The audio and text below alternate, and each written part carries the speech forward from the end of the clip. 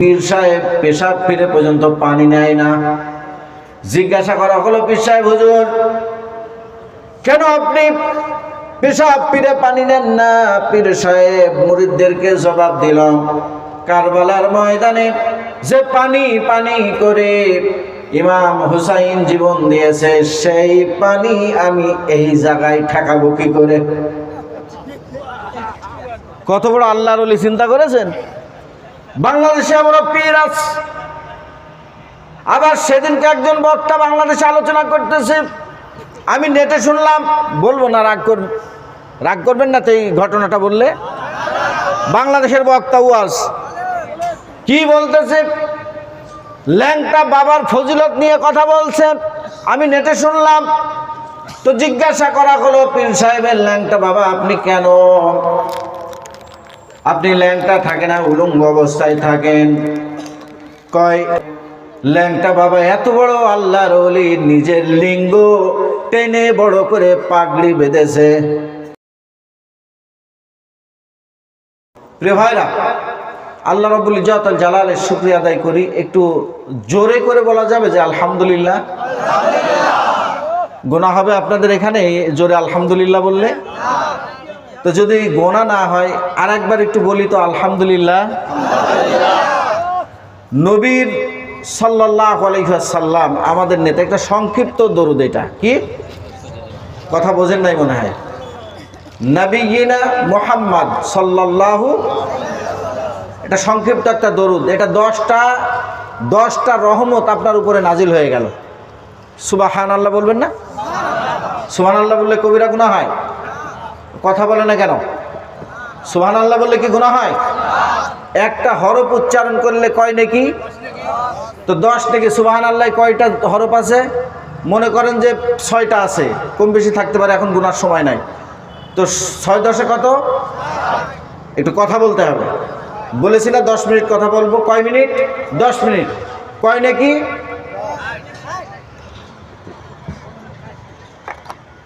60 নাকি হয়ে গেল। মা বাপ কাদের মারা গেছে? হাত দেখি একটু। আমার মা বাবা 2 নাই, মা বাবা চলে গেছে।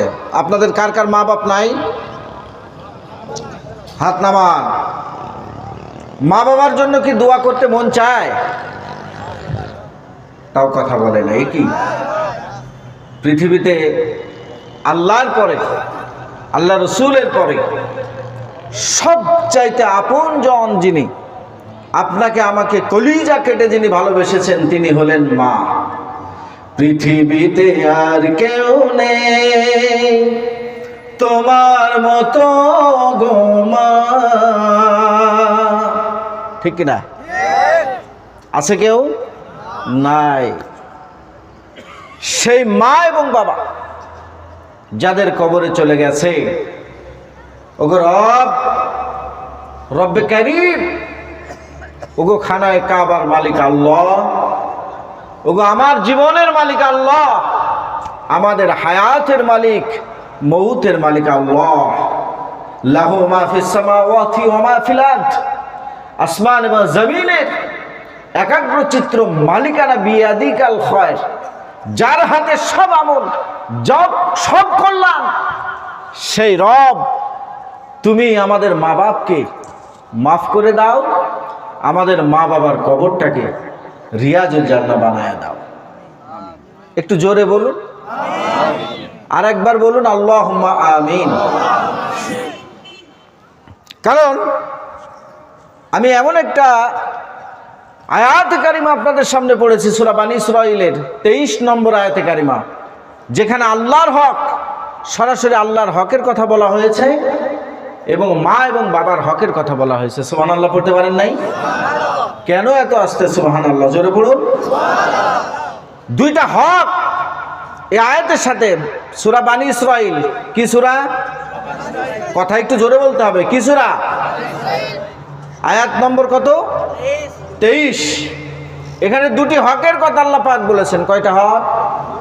2টো। একটা আল্লাহর সাথে বান্দার হক, আর একটা মা বাবার সাথে সন্তানের হক। প্রিয় ভাইরা, সেই মা এবং বাবা অক্লান্ত পরিশ্রম, মায়ার মমতা দিয়ে আমাকে আপনাকে মানুষের মতো মানুষ করেছে, ভালোবেসেছেন। তাই আল্লাহ রাব্বুল আলামিন বলেন, وَقَضَى رَبُّكَ أَلَّا تَعْبُدُوا إِلَّا إِيَّاهُ وَبِالْوَالِدَيْنِ إِحْسَانًا। আল্লাহ রাব্বুল আলামিন বলেন, গোলাম শোনো, রসুলপুর এলাকার মুসলমানেরা শোনো, তামাম দুনিয়ার মানুষেরা তোমরা শোনো। وَقَضَى رَبُّكَ أَلَّا تَعْبُدُوا إِلَّا إِيَّاهُ। আল্লাহ রাব্বুল আলামিন নিজেই কোরআনে হাকিমে সুন্দর করে বলেছেন, বান্দারা শোনো, আমি আল্লাহ তাআলার পক্ষ থেকে তোমাদের জন্য চূড়ান্ত ভাবে জানাইয়া দিলাম। কি জানিয়ে দিলাম? আল্লাহ তা'বুদু ইল্লা ইয়াহু, আমি আল্লাহ রাব্বুল আলামিন ছাড়া অন্য কারো দাসত্ব করা যাবে না, আমি আল্লাহ তাআলা ছাড়া অন্য কারো গোলামি করা যাবে না। সুবহানাল্লাহ পড়তে পারেন নাই? কার দাসত্ব হবে? শাহাদাত আঙ্গুল তুলে বলেন, আঙ্গুল তুলেন। কার দাসত্ব হবে? গোলামির দাসত্ব। আমার এই কপাল, আমার এই নাক 5টা বার জমিনের ভিতরে ঠেকানোর পরে সুবহান রাব্বিয়াল আ'লা 5টা বার জমিনের ভিতরে মাথাটাকে নোয়া দিয়ে আল্লাহর কুদরতে পায়ে সেজদা দিয়ে জানান দিতে হবে, ওগো রব, আমি তোমার গোলাম, আর কারো গোলাম আমি নই। সুবহানাল্লাহ। প্রিয় ভাইরা আমার, বাবাজিরা আমার, অনেক আল্লাহর বান্দা আছেন যারা এই সমাজে আমরা বাস করি। কেউ বলে আমরা ল্যাংটা বাবার গোলাম, এদিকে মনে হয় নাই। কেউ বলে মাজার পূজারি, মাজারের গোলাম, অমুক বাপের বাবার গোলাম। আমাদের দেশে এমনও পীর আছে যে পীর সাহেব পেশাব ফিরে পর্যন্ত পানি নেয় না। জিজ্ঞাসা করা হলো, পীর সাহেব হুজুর, কেন আপনি পেশাব ফিরে পানি নেন না? পীর সাহেব মুরিদদেরকে জবাব দিল, কারবালার ময়দানে যে পানি পানি করে ইমাম হুসাইন জীবন দিয়েছে, সেই পানি আমি এই জায়গায় ঠেকাবো কি করে? কত বড় আল্লাহর ওলি, চিন্তা করেছেন? বাংলাদেশে আমরা পীর আছে। আবার সেদিনকে একজন বক্তা বাংলাদেশে আলোচনা করতেছে, আমি নেটে শুনলাম, বলবো না, রাগ করবেন না তো এই ঘটনাটা বললে। বাংলাদেশের বক্তা ওয়াজ কি বলতেছে, ল্যাংটা বাবার ফজিলত নিয়ে কথা বলছে, আমি নেটে শুনলাম। তো জিজ্ঞাসা করা হলো, পীর সাহেবের ল্যাংটা বাবা আপনি কেন? আপনি ল্যাংটা থাকেন না, উলঙ্গ অবস্থায় থাকেন। কয়, এত বড় বিয়াদব, তুমি আমার প্রশ্ন করো, কত বড় বিয়াদব, আজকে আমার কেরামতি তোমার দেখাইব। তো ল্যাংটা বাবা, আলেমরা, হক্কানি আলেমরা তার কাছে যাবে, ল্যাংটা বাবাকে ধরবে। ল্যাংটা বাবা এত বড় আল্লাহর ওলি, নিজের লিঙ্গ টেনে বড় করে পাগড়ি বেঁধেছে। সুবহানাল্লাহ, নাউজুবিল্লাহ। বলেন তো মুসলমান, এই আকীদা যদি কোনো মুসলমানের থাকে, আপনারাই বলেন তো সে কি মুসলমান থাকবে? কথা বলে না কেন? এই কথা বাড়ি স্টেজে বক্তায় আলোচনা করছে, এত বড় লিঙ্গ করে পুরুষাঙ্গ টেনে তিনি মাথায় পাগড়ি বেঁধে তাদেরকে বুঝিয়ে দিয়েছে যে আমি কত বড় আল্লাহর ওলি। এই কথা আমাদের মতো বক্তারা সমাজে এই স্টেজে বসে, এখানে বলে এটা বলছি না, এইরকম স্টেজে বসে বসে মানুষকে শোনায়। আর সাধারণ মানুষ তখন তাদের এই কথা শুনে বিভ্রান্তিতে পড়ে যায়। আর হক্কানি আলেম উলামা, হকপন্থী মানুষগুলো বিতর্কিত হয়ে যায়। ঠিক না?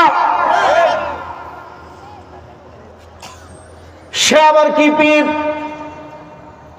বাংলাদেশে বদনা বাবা আছে, ল্যাংটা বাবা আছে, সালা বাবা আছে, তালা বাবা আছে। আমি জিজ্ঞাসা করলাম তালা বাবা কাকে বলে? এমন আল্লাহর ওলি সারা গায়ে তালা ঝুলিয়ে রেখেছে, এমনকি এই জায়গায় পর্যন্ত তালা মেরে রেখেছে। এত বড় আল্লাহর ওলি বাংলাদেশে ঈমান নিয়ে এমন শিরক করা হয়। আল্লাহ রাব্বুল আলামিন কোরআনে হাকিমে জানিয়েছেন, ইন্নাশ শিরকা লাযুলমুন আযীম। আল্লাহ রাব্বুল আলামিন পাহাড় পরিমাণ গুনাহ করেছেন, গুনাহ করে কিয়ামতের ময়দানে আল্লাহর কাছে গিয়েছেন। আল্লাহ ইচ্ছা করলে আপনারা ক্ষমা করে দিতে পারেন, কিন্তু শিরক যদি আপনি করেন আল্লাহ রাব্বুল আলামিন চিরস্থায়ী জাহান্নামী বানায়া দেবে। আর রসুলপুর এলাকার মুসলমানেরা কানের ভিতরে কি ঢুকেছে কথা? কথা বলেন, একটু উত্তর দেন। কথা কি কানে ঢুকলো? তাহলে আমার নামাজ,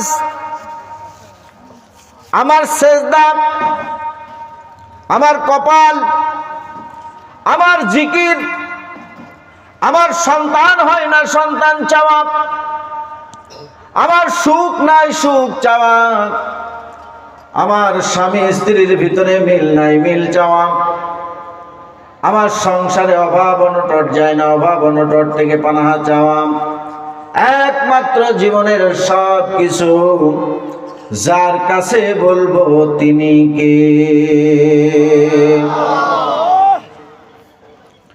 এটার নাম হলো ঈমান।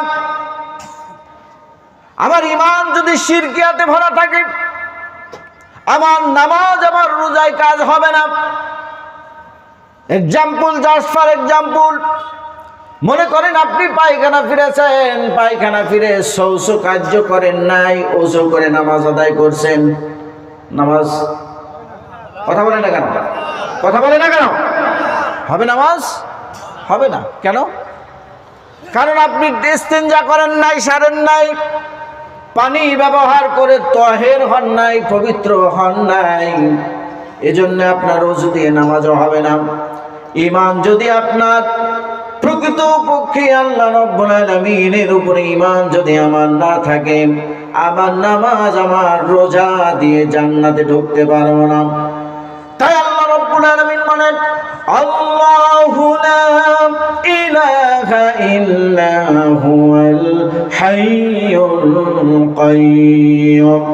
ও দুনিয়ার মানুষেরা, আল্লাহ তার পরিচয় দেন, আমি তোমাদের রব আল্লাহ, লা ইলাহা ইল্লা, আমি ছাড়া কোনো তোমাদের জীবনের মালিক কেউ নাই, হায়াতের মালিক কেউ নাই, তোমার জীবনে ভালো মন্দ ঘটানোর মালিক কেউ নাই, তোমার মৃত্যু এক সেকেন্ড আগেও কেউ দিতে পারবে না, এক সেকেন্ড পরেও তোমার মৃত্যু কেউ দিতে পারবে না।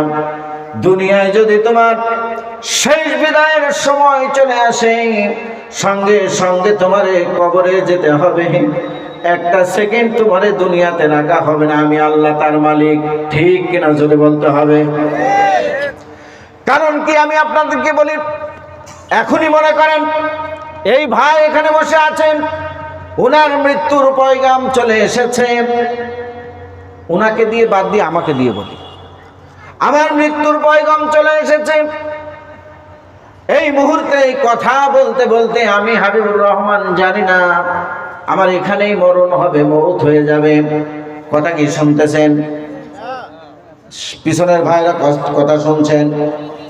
আচ্ছা আচ্ছা, মনে করেন আমার এই মুহূর্তেই মরণ হবে, 10 মিনিট পরে আমার ইন্তেকাল হবে, আমি নিজেই জানি না। আমি কি জানি?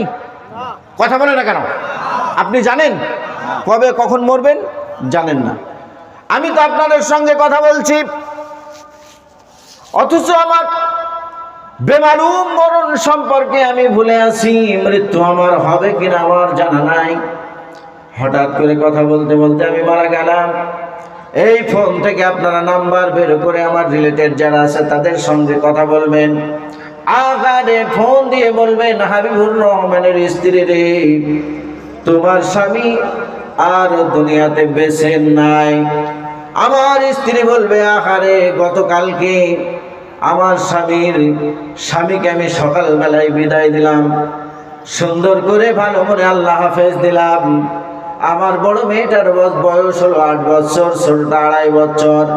বড় মেয়েটা তো কিছু না বুঝবে, আমার আব্বুকে আমি বিদায় দিলাম, আহারে আমার আব্বু মরে গেছে।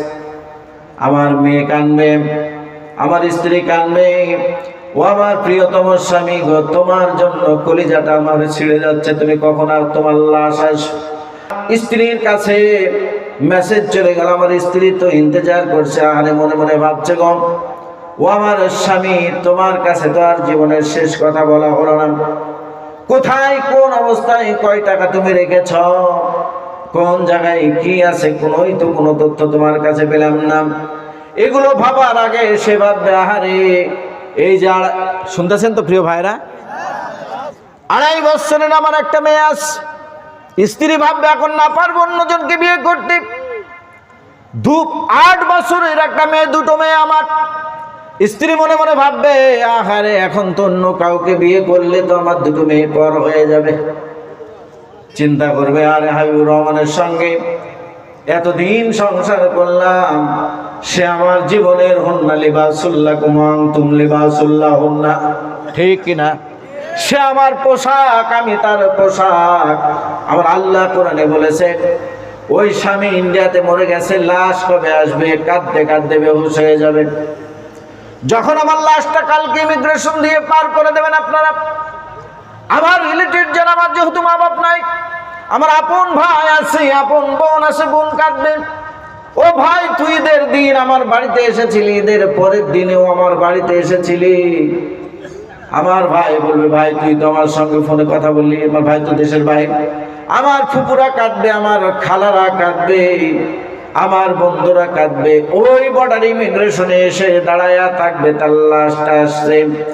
ও ভাইরা, এই 2টো হাত জোর করে বলছি আমার দিকে তাকান, আমি বেশি সময় কথা বলবো না, হাত জোর করে বলছি আমার দিকে তাকান। এইবার ইমিগ্রেশনে আমার লাশের জন্য অপেক্ষা করা হবে। আহারে আমার প্রতিবেশীরা আসবে, আমার বন্ধুরা আসবে। লাশ দেখার পরে কেউ জড়িয়ে ধরে কাঁদবে, কেউ বা হাজারি করবে, আহারে বন্ধু তোর সঙ্গে কতটা সময় কাটাইছি, তুই আমাদের ছেড়ে চলে গেলি রে দোস্ত। আমার ভাই বলবে, ভাই রে আমার বয়সে ছোট, তুই আমার আগে দুনিয়া ছেড়ে চলে গেলি। আমার বোনরা কাঁদবে, আমার ছোট ভাই বয়সে কত ছোট, আমার আগে দুনিয়া ছেড়ে তুই চলে গেলি। আমার চাচা আছে, আপন চাচারা কাঁদবে, ফুপুরা কাঁদবে, আপন খালা আছে, মামা আছে, তারা কাঁদবে, প্রতিবেশীরা কাঁদবে। এইভাবে কাঁদতে কাঁদতে বাড়িতে লাশটা নিয়ে যাওয়ার পরে আমার স্ত্রী আমার লাশটা জড়িয়ে ধরবে, মেয়েরা কাঁদবে, আব্বু তুমি কোথায় গেলে আমার ফেলে, আব্বু তুমি কোথায় যাচ্ছ, আমাদের ফেলে তুমি এতিম করে কোথায় চলে যাও। কারণ এতিম তো খুব কঠিন জিনিস। বিশ্বনবী জনাবে মুহাম্মদ রাসূলুল্লাহ সাল্লাল্লাহু আলাইহি ওয়াসাল্লাম নিজে এতিম ছিলেন, এতিমদের প্রতি তার ভালোবাসা ছিল। আমার আল্লাহ রাব্বুল আলামিন কোরআনে বলেছেন, ফাআম্মাল ইয়াতীমা ফালা তাকহার। জোরে বলুন আল্লাহু আকবার। এতিমদের সঙ্গে দূরত্ব করো না, এতিমদের সঙ্গে খারাপ আচরণ করো না, কারণ এতিম বড় কঠিন জিনিস। মেয়েরা কাঁদবে, স্ত্রী কাঁদবে। এক পর্যায়ে আমার গোসল দেওয়ানোর পরে, বরুই পাতার পানি দিয়া গোসল করানোর পরে 3.5 হাত মাটির নিচে কান্দের উপরে করে 4 জন ধরে নিয়ে 3.5 হাত মাটির ভিতরে আমাকে মাকতুম করে দেওয়া হবে। তার উপরে বাঁশ দেওয়া হবে, বাঁশের উপরে চাটাই দেওয়া হবে, চাটাইয়ের উপরে কলার পাতা অথবা ত্রিপল পলিথিন দিয়া মাটি দিয়া কবরটাকে বন্ধ করে দেওয়া আসা হবে। এইবার আপনাদের বিবেকের কাছে জিজ্ঞাসা করি রে মুসলমান, এই যে উঠে বাড়ি যাবেন, এই গ্যারান্টি কি আমার আর আপনার নাই? কবরের ভিতরে আমার লাশটা চলে গেল, আমার আমল যদি ভালো হয় কবরটা জান্নাতের বাগান হয়ে যাবে, আমল যদি খারাপ হয় জাহান্নামের আগুন জ্বালিয়ে দেওয়া হবে। তাই আল্লাহ রাব্বুল আলামিন বলেন, লা ইলাহা ইল্লা, আমি তো তোমাদের রব, আমি তো তোমাদের আল্লাহ। লা হুয়াল হাইয়ুল কাইয়ুম, আমি হলাম চিরঞ্জীব, আমি হলাম চিরস্থায়ী, আমি কোনদিন মরব না। লা তাখুযুহু সিনাতুন ওয়ালা নাওম, আমার কোনো তন্দ্রা নাই, আমার কোনো ঘুম নাই, আমি তোমাদের আল্লাহ। সুবহানাল্লাহ, আরো জোরে বলুন। আমি তোমাদের রব, আমার তন্দ্রা নাই, নিদ্রা নাই। আল্লাহ রাব্বুল আলামিন তার পরিচয়টা এইভাবে তুলে ধরেছেন সূরা, ছোট্ট একটা সূরার ভিতরে, সূরা ইখলাস। যদি জানা থাকে আমাকে আমার সঙ্গে পড়ুন। বিসমিল্লাহির রহমানির রহিম। কুল হুয়াল্লাহু আহাদ, পড়ুন। কুল হুয়াল্লাহু আহাদ, আল্লাহুস সামাদ, লাম ইয়ালিদ ওয়া লাম ইউলাদ ওয়া লাম ইয়াকুল লাহু কুফুয়ান আহাদ। আল্লাহ পাক ছোট্ট একটা সূরার ভিতরে তার পরিচয় তুলে ধরেছেন। আল্লাহ রাব্বুল আলামিন বলেন, বান্দারা শোনো, হে রাসূল আপনি বলে দেন, আমি তোমাদের রব, আমি আল্লাহ এক। আমি কারো জন্ম দেই নাই, কেউ আমার জন্ম দেয় নাই, আমি কারোর থেকেই জন্ম পাই নাই, আমার সমকক্ষ আসমান আর জমিনের ভিতরে কেউ নাই, কেউ নাই। সুবহানাল্লাহ পড়তে পারেন নাই?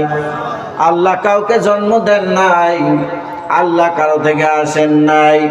তাহলে এই বিশ্বাস কি এই রসুলপুর এলাকার মানুষের আছে? প্রিয় ভাইরা একটু শুনতে চাই, আছে? তাহলে আমাদের ইমানের কোনো ঘাটতি নাই, বলুন আলহামদুলিল্লাহ।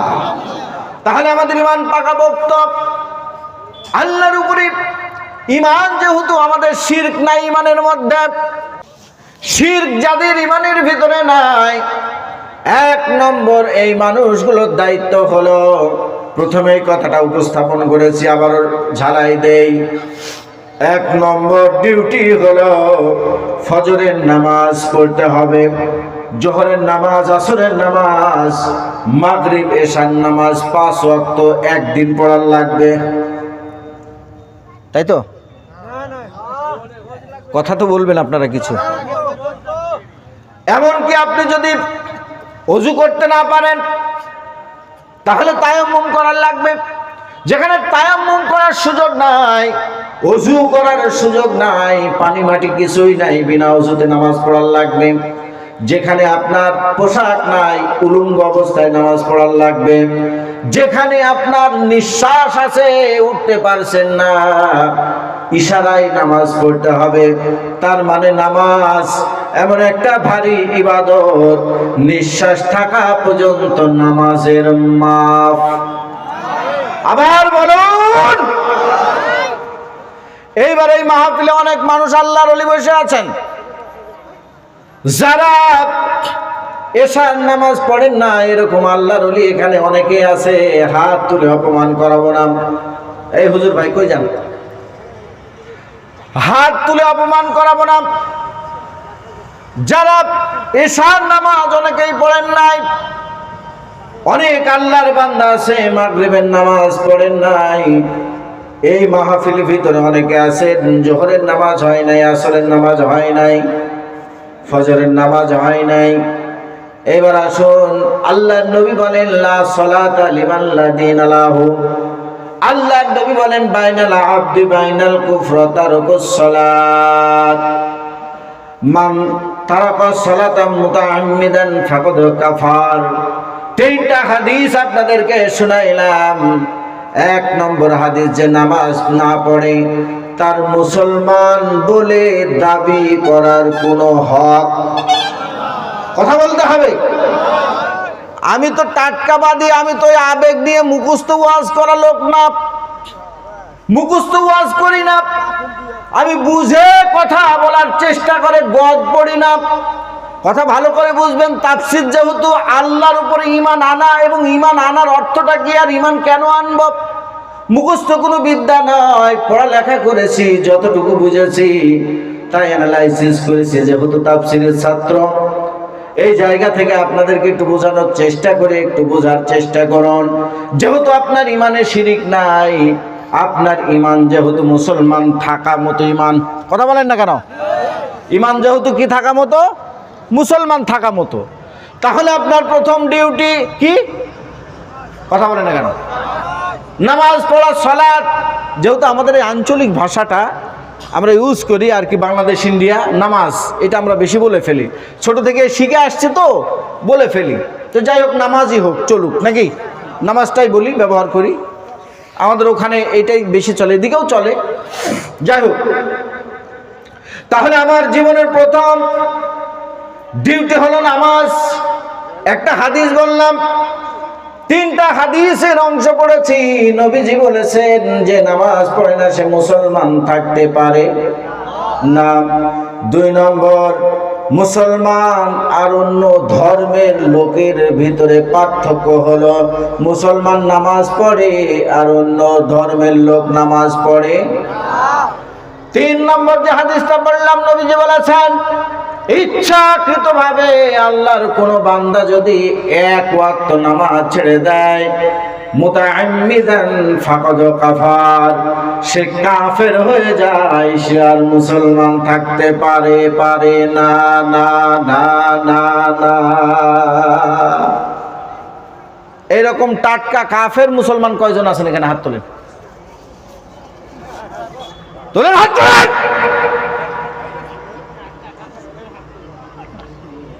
নাম তো নিয়ে বসে আছেন আব্দুর রহমান, হ্যাঁ? নাম কি? মমিন। নাম কি? কথা বলে না কেন? নাম রেখেছে শুকুর আলী, নাম রেখেছে রমজান আলী, জীবনে একটা রোজাও করে না মিয়া। শুকুর আলী নাম রেখেছে, শুক্রবারের নামাজও পড়ে না। নাম রেখেছে মমিন, মমিনের ধারেই নাই, ইমানদারের ধারে নাই, বেঈমান। নাম তোমার আব্দুর রহমান, ঠিক কিনা? কাজে কর্মে রব তুষান, নামাজ রোজার ধার ধারণা, ইসলামী জি বন মানো না, মাহানো না দিস কোরআন, হায়রে আব্দুর রহমান, নাম দিয়ে কি হয় রে কাম? নাম দিয়ে কোনো কাম আছে মিয়া? কোন বৈজ্ঞানিকের নাম রাখিলে যাই না হওয়া বৈজ্ঞানিক? যাই? আপনার নাম যদি ইবনে সিনা রাখা হয়, আপনি কি চিকিৎসা করতে পারবেন? কথা বলেন না কেন? আপনার নাম ইবনে সিনা রাখলে আপনি চিকিৎসা না পড়লে বিদ্যা, তাহলে পারবেন?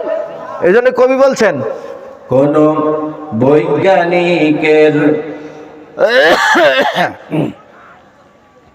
নাম রাখিলে যাই না হওয়া বৈজ্ঞানিক, ইবনে সিনা নাম হইলে হয় না তো সে চিকিৎসাবিদ। বুঝতে পারছেন? উকিল, মুক্তার, জজ, ব্যারিস্টার, কি বললাম? উকিল, মুক্তার, জজ, ব্যারিস্টার, ডাক্তার এবং ইঞ্জিনিয়ার পাশ করে হয় সফল কাম। ঠিক কিনা? জোরে বলতে হবে। হায়রে আব্দুর রহমান, নাম দিয়ে তোমার আছে কোনো কাম? তাহলে নাম দিয়ে আপনার কোনো কাম নাই। মুসলমান নাম আপনার আব্দুর রহমান, নাম আপনার মুমিন, নামাজ পড়েন না, আপনার কোনো দাম নাই। তাহলে আমার আলোচনার 1 নম্বর শিক্ষা হলো, এখানে যারা বসে আছেন, আগামীকাল সকাল থেকে ফজরের নামাজ যদি ইমানদার মুসলমান নিজেকে দাবি করেন, ফজরের সালাত থেকে আপনাকে সালাত আদায় করতে হবে না করতেই হবে?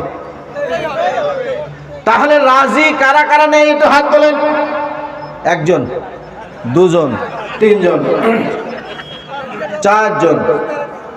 এই 4 জন বাদে সবাই পড়বেন, তাই তো? না বুঝতে পারেননি ভাই? ও বুঝতে পারেন, মানে উনি এখানে বসে আছে, ওনার বডি এখানে থাকলে কি হবে, মন আছে সৌদি আরবে। মানে মন এখানে নাই তো বুঝবে কি করে ভাই? আমি তো বুঝি উনার বডি এখানে আছে, মন আছে হয়তো সৌদি আরবে খানায় কাবার কাছে, তাই না প্রিয় ভাইরা? তাহলে নামাজ কালকে সকালে, আমার এই আলোচনাটা সার্থক হবে কালকে সকাল থেকে যদি সালাত, আমার এই কথাটা শুনে আপনারা যারা পড়েন না যদি আদায় করেন, তাহলে আমার বক্তব্য সাকসেস। সারা রাত ওয়াজ করে তো লাভ নাই, বক্তব্য তো কলিল, সামান্য আমল আপনি কম করেন, নাজাতের জন্য যথেষ্ট হবে। সারা রাত জলসা করে লাভ নাই। বলুন, একটু হাত তুলে বলুন, আগামীকাল থেকে আমরা কি সকাল থেকে নামাজ পড়বো ইনশাআল্লাহ? মাঝে মাঝে অনেকেই হাত তোলেন নাই, আল্লাহ ওনাদেরকে মুসলমান হিসাবে কবুল করে নাও, বলুন আমিন। তাই তো নাকি? ঠিক আছে দোয়া? ওকে, বাবাজি এইবার বুঝেছে যে মাল তো ঠিকই আছে, আমি ভুল বুঝলাম। প্রিয় ভাইয়ের আমার, প্রিয় বাবাজির আমার, তাহলে 1 নম্বর হলো নামাজ, 2 নম্বর হলো আল্লাহ রাব্বুল আলামিন বলেন কুতিবা আলাইকুমুস সিয়াম।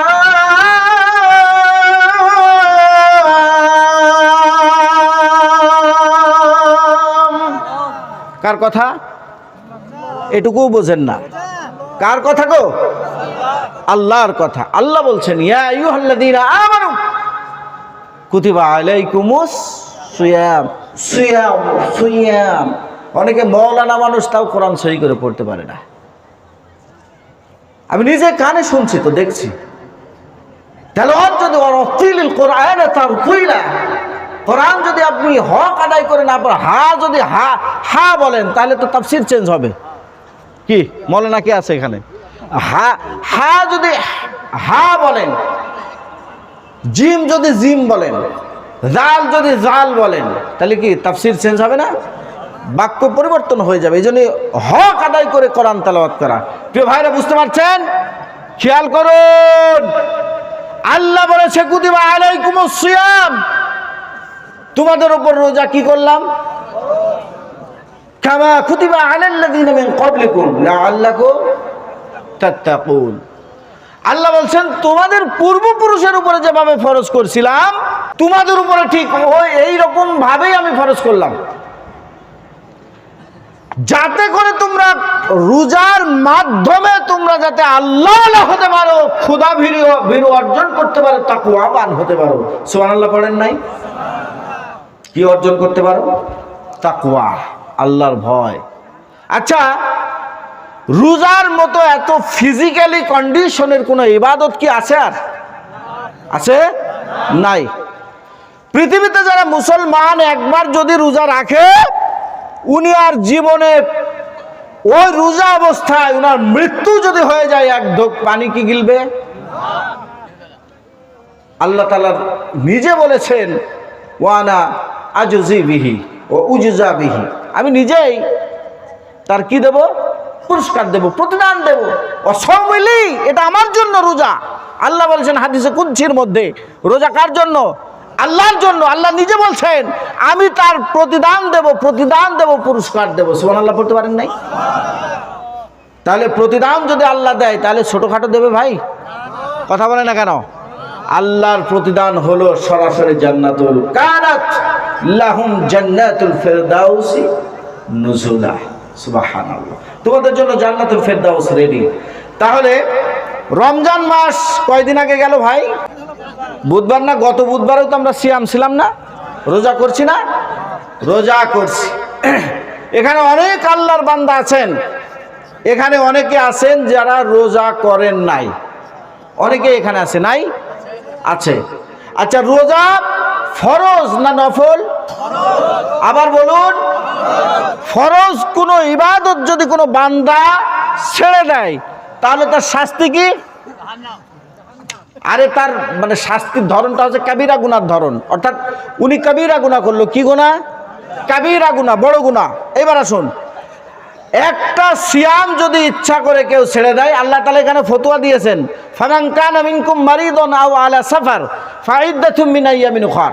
যদি তোমাদের ভিতরে কেউ রোজা অবস্থায় সফরকারী হয় অথবা অসুস্থ হয়, রোজা ছেড়ে দেবে ফাইদা তুমি মিন আইয়ামিন উখর, তাহলে রোজা বাদ দিয়ে অন্য দিনে সে রোজাটা একটা রোজার জন্য একটাই কি করবে, আদায় করে দেবে, তাহলে তার রোজার ভাঙলে সমস্যা নেই। কিন্তু ইচ্ছাকৃতভাবে যদি কেউ একটা রোজা করে একাধারে ওকে 60টা রোজা করার লাগবে, তাহলে একদিনও কামাই দেওয়ার লাগবে না। একটা দিন যদি মানে ও মিসগাইড করে আবার নেক্সট প্রথম থেকে তাকে করার লাগবে। এটাই হলো শরিয়া, এটাই হলো বিধান। তা রোজার ভাতটা আপনি বুঝতে পারছেন রোজাটা কত বড় ইবাদত নাকি বোঝেন নাই? রোজার ভাতটা কি বুঝেছেন? কতজন আছে আল্লাহ রসুল বলছেন যারা রোজা রাখে না তারা ঈদগাহ লা মুসাল্লা না, তারা আমাদের অন্তর্ভুক্ত না, নয় তারা যেন মসজিদ ঈদগাহর ময়দানে নামাজ না পড়তে যায়। ঠিক তো? কথা না বললে বুঝি কি? তো বাংলায় তো বলছি। তো তারা আবার ঈদগাহে যেন না যায়। তো এইরকম আল্লাহর ওলি এখানে নাই? আছে। কয়টা ইবাদতের কথা বললাম? ফরজ নামাজ আর ফরজ রোজা। তাহলে এই ফরজ রোজা আর ফরজ নামাজ যদি ছেড়ে দেয়, নামাজ ছাড়লে কাফের, রোজা ছাড়লে কবিরা গুনাহকারী। হজ ফরজ হয়ে আছে এমন লোক না, মানিস্তা তো ইলাইহি সাবিলা, আল্লাহ বলছেন তোমার যদি ওই জায়গায় যাওয়া পর্যন্ত সমর্থ থাকে তাহলে তুমি জীবনে একবার হজ করো। কার কথা? তো এইরকম টাকাওয়ালা নামাজি মুসলমান সমাজে নাই? কথা বলে না কেন? টাকাওয়ালা হজ পালন কলা লোক মুসলমান ইন্ডিয়ায় এই রসুলপুর এলাকায় নাই? তো এইরকম হজ কি অনেকেই সবাই কি করে? এ তো কবিরা গুনাহ করলো, তাহলে ছাড়লো একটা। এবার আসুন যাকাত দেওয়া, আল্লাহ রাব্বুল ইজ্জত আল জালাল যাদের গরিবদের কাছ থেকে নাও আর ধনীদের দাও, তাই তো? তো সুবহানাল্লাহ, আল্লাযীনা ইয়াকনিজুনা আয-যাহাবা ওয়াল ফিদ্দা ওয়া লা ইউনফিকুনাহা ফী সাবিলিল্লাহ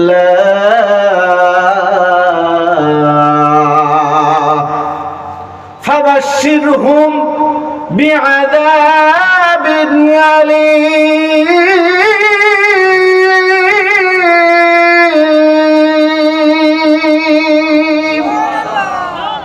আল্লাহু আকবার পড়ুন। যারা সোনা রূপা অর্থ জমি জমা টাকা পয়সা, ইয়াকনিজুনা যাহাবা ওয়াল ফিদ্দা, এটা যাহাবা মানে সোনা, ফিদ্দা মানে রূপা, সোনা এবং রূপা অথবা অর্থ আর প্রাচুর্য যারা জমা করে রাখে, ওয়ালা ইউনফিকুনাহা ফি সাবিলিল্লাহ, যারা আল্লাহর রাস্তায় কি করে না, খরচ করে না, ব্যয় করে না, ফাবাশশিরহুম, তাদেরকে জাহান্নামের আগুনের সুসংবাদ দাও। কার কথা? আল্লাহর কথা। বিআযাবিন আলীম, পীড়াদায়ক যন্ত্রণাদায়ক শাস্তি। এবার একটু বুঝুন, নামাজ পড়ে লোকটা ঠিক আছে, কিন্তু যাকাতটা যে লোকটা দিল না তাকে জাহান্নামের সংবাদটা দিল কে? সুসংবাদ হয় জাহান্নামের। আল্লাহ রাব্বুল ইজ্জত আল জালাল পরবর্তী আয়াতে বলছেন তার ওই উপার্জিত সম্পদ কিয়ামতের ময়দানে জাহান্নামের আগুন দিয়ে জ্বালিয়ে তার কপালে, তার দুই পৃষ্ঠদেশে এবং পাঁজরে এই সম্পদের শিকল তৈরি করে আঘাত করা হবে এবং বলা হবে হাযা মা কানাসতুম লিআনফুসিকুম ফাযুকু। ফাযুকু শব্দের অর্থ হলো গ্রহণ করো। হাযা মা কানাসতুম লিআনফুসিকুম, তুমি তোমার জন্য যা উপার্জন করেছ, যে টাকা আল্লাহর রাস্তায় ব্যয় করো নাই, মসজিদ মাদ্রাসায় দাও নাই, পকেটে পুঞ্জীভূত করে রেখেছ, আল্লাহর রাস্তায় একটা টাকা খরচ করো নাই।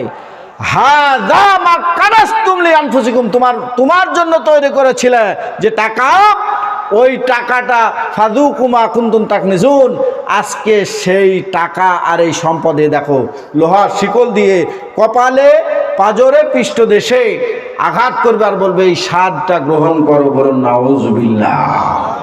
কথাটা কি হাবিবুর রহমানের? কথা বলে না কেন? তাও কথা কার? তাহলে নামাজি, যাকাত আদায়কারী লোক, ফিতরা আদায়কারী লোক, না দেওয়া লোক আছে না নাই? কথা বলুন। তাহলে এই নামাজি, এই ভাই হুজুর এদিকে তাকান, এই নামাজি যে লোকটা যে রোজা করলো না, যে যাকাত দিল না, যে সাদাকা দিল না, তাহলে নামাজ তার ঠিক আছে। এই যে ইবাদতগুলোতে আল্লাহর অর্ডারের আমরের ইবাদত, অর্থাৎ আল্লাহ আমর দিয়েছেন, অর্ডার দিয়েছেন, আদায় করতে বলেছেন, ওয়াতুস সাকাতা, যাকাত আদায় করে দাও, তাহলে যেগুলো অর্ডার করেছে এইগুলা, এই কাজগুলো লঙ্ঘন করে, এই ফরজ ইবাদতগুলো লঙ্ঘন করে নামাজ আর দাড়ি এত বড় করে কি জান্নাত হবে? কথা মনে হয় বুঝাতে পারে নাই হাবিবুর রহমান। এত আস্তে কেন মিয়া? হবে। দাড়ি আর টুপি আর এই 5 ওয়াক্ত নামাজ দিয়ে কি আল্লাহর জান্নাতে ঢোকা যাবে? এইবার আসুন, এইগুলো কার হক? কথা না বুঝলে বুঝাতে পারবো না। কার হক? এইবার আল্লাহ রাব্বুল আলামিন বলছেন, ওয়াবিল ওয়ালিদাইনি ইহসানা। ও বান্দারা, আমার ইবাদত করার পরে ফরজ নামাজ পড়ো, ফরজ রোজা রাখো, যাকাত যদি সাহেবে নিসাব হয়ে যাও যাকাত আদায় করো, যদি তোমার ফিতরা দেওয়ার উপযুক্ত হয় তাহলে তুমি ফিতরা দাও, মসজিদ মাদ্রাসায় দান করো। ওয়া বিম্মা রাযাকনাহুম ইনফিকুন। আল্লাহ রাব্বুল আলামিন বললেন, তোমার যে রিজিক দিয়েছি এই রিজিক থেকে তুমি আমার রাস্তায় দান করো। এতগুলো কথা একজন মুসলমান ডাইভার্ট করে চলল, আল্লাহর ইবাদত করলো না, নামাজ পড়লো না, অথবা নামাজ পড়লো রোজা রাখলো না, অথবা রোজা রাখলো নামাজ পড়লো না, অথবা রোজা রাখলো নামাজ পড়লো, যাকাত দিল না, ফিতরা দিল না, সদকা দিল না। শুধু তাই নয়, আল্লাহ রাব্বুল আলামিন বলেন, ওয়াকারনা ফি বুয়ুতিকুন্না ওয়ালা তাবাররাজনা তাবাররুজাল জাহিলিয়াতিল উলা।